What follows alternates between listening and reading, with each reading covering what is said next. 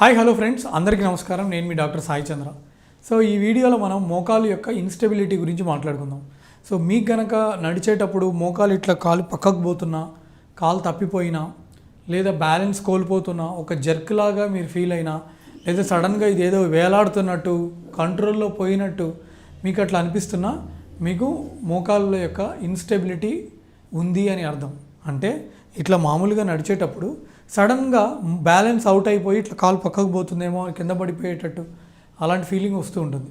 So ఈ instability అనేది ఎప్పుడు వస్తుంది అంటే, ముఖ్యంగా మోకాల్లో మన లిగమెంట్స్ లైక్ ఏసీఎల్ కానీ, పీసీఎల్ కానీ, ఎంసీఎల్ కానీ, పిఎల్సీ కానీ, ఇట్లా మేజర్ లిగమెంట్స్ ఏమన్నా చినిగిపోయి, దానికి కంప్లీట్గా చినిగిపోయి, దానికి సరైన మనం ట్రీట్మెంట్ కనుక తీసుకోకపోతే ఇలాగ ఇన్స్టెబిలిటీ వచ్చే అవకాశం ఉంటుంది.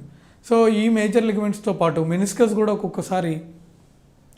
కూడా చినిగిపోతే ఒక్కొక్కసారి మనకి ఇన్స్టెబిలిటీ వచ్చే అవకాశం ఉంటుంది. సో బేసిక్గా మనకి మోకాల్లో ఉండే లిగమెంట్స్ యొక్క ఫంక్షన్ ఏంటి అంటే, ఈ ఏసీఎల్ లిగమెంట్ అనేది టిబియా, ఇది పైన కింద ఉండేది టిబియా బోను, పైన ఉన్నది ఫీమర్ బోన్. సో ఈ టిబియా యాంటీరియర్గా రాకుండా ఈ ఏసీఎల్ లిగమెంట్ అనేది మనకు కాపాడుతుంది.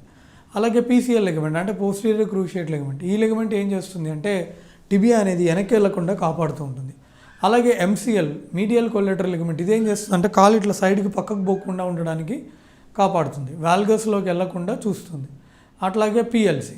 సో ఈ నాలుగిటికి 4 డిఫరెంట్ ఫంక్షన్స్ అనేవి ఉంటాయి. వీటి ఎయిమ్ ఏంటంటే మోకాలు యొక్క స్టెబిలిటీని ప్రొవైడ్ చేయడం వీటి మెయిన్ ఫంక్షన్ అనమాట.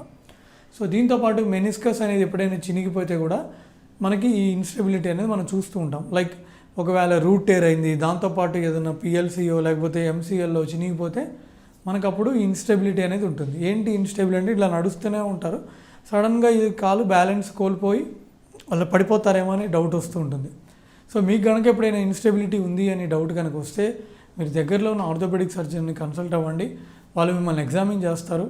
సో ప్రతి లిగమెంట్కి కొన్ని టెస్టులు అనేవి ఉంటాయన్నమాట. సో ఆ టెస్టులు చేసే టయానికి మనకి ఎంతో కొంత అవగాహన వస్తుంది పేషెంట్కి ఏం ప్రాబ్లం ఉందని.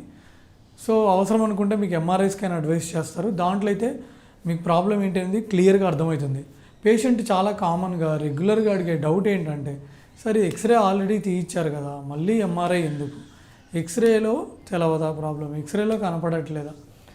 సో ఏమవుతుంది అంటే, మనకి ఎంఆర్ఐ స్కాన్లో ఈ లిగమెంట్లు కానీ, జాయింట్ కానీ, మజిల్స్ కానీ, కండరాలు కానీ, ఇవన్నీ మనకు చాలా నీట్గా క్లియర్గా మనకి ఎంఆర్ఐలో కనపడతాయి, కానీ మనకి ఎక్స్రేలో కనపడవు. మనకి ఎక్స్రేలో ఓన్లీ ఎముకలే కనపడతాయి. సో ఎముకలు కట్ అయినాయా లేవా, ఎముకలు ఇరిగినాయా లేవా అనేది మాత్రమే మనకి ఎక్స్రేలో కనపడుతుంది. కానీ ఎంఆర్ఐ స్కాన్లో మనకి కండరాలు ఏమైనా చినిగినాయా, ఏసీఎల్ ఏమైనా చినిగిందా, పీసీఎల్ ఏమైనా చినిగిందా, రూట్ ఏమైనా చినిగిందా, దానికి ఎట్లా చేయాలి, ఇవన్నీ మనం like not only for the diagnosis but also for planning చాలా హెల్ప్ అవుతుంది ఎంఆర్ఐ అనేది. సో ఇది ఫ్రెండ్స్ ఈ వీడియోలో. Thanks for watching. మీకు కనుక మోకాళ్ళ ఇన్స్టెబిలిటీ ఉండి, మోకాళ్ళ సంబంధించి లైక్ కాలు పట్టేసుకోవడం లేకపోతే పక్కకు పోవడము, ఇట్లా ఏమైనా ఇబ్బందులు ఉన్నాయంటే కింద కామెంట్స్లో తెలియజేయండి, నేను చూస్తాను. మీరు పాత రిపోర్ట్స్ ఏమైనా ఉంటే నాకు వాట్సాప్ చేయండి. సో నేను మీ doctor Sai Chandra. Thanks for watching. Bye. Like and subscribe Eagle Health and Beauty.